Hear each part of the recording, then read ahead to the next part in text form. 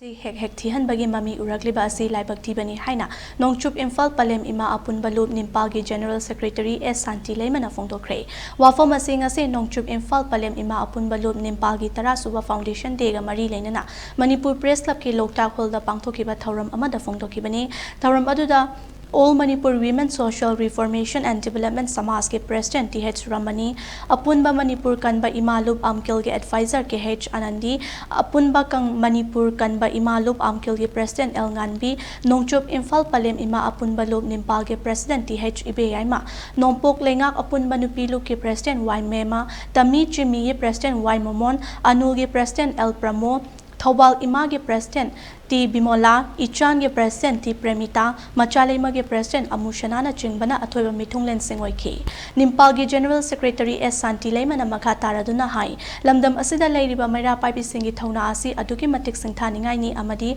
kanagumba amatana matau tamba ngamlaroi daba thodang ama chauna lauraga lakle adubu election gi matam yawraklaba kanda hek mai leithopagi mami ama tarakliba asi tasengna nuaite lamdam asigi senmitlon amadi chawkhat thorang kayada sotharakliba asi punna lingjal manana honaminaduna hena afaba khunai ama ohenaba honaminaba ama changi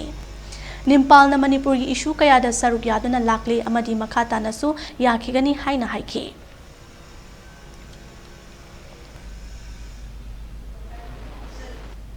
laibak ke issue kayada sanction dina magen thadron dai ngasi Manipur da simil on da khunai ron dai ama sothariba asi punamag ase akoi NIMPAL na koi simulun se economy da sondhara banina akoi ji ke jogada gi ana akoi NIMPAL gi members na khana jabada akoi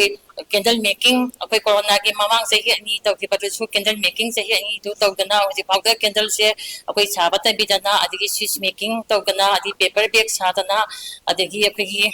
mushroom plantation to dana kodana Manipur da nipi sing gi eba thabak suna to baya ba akoi economy da hena chakhat ba mana ba tha pa thamana ba gida makta kan ba sikin thang da patana lai matung da su akoi lepalaitana akoi sangsin jakhi kani lega na ngasi akoi Manipur gi senglaba Meira Paibi gi wahan thobase akoi tasengna akoi gi Manipur da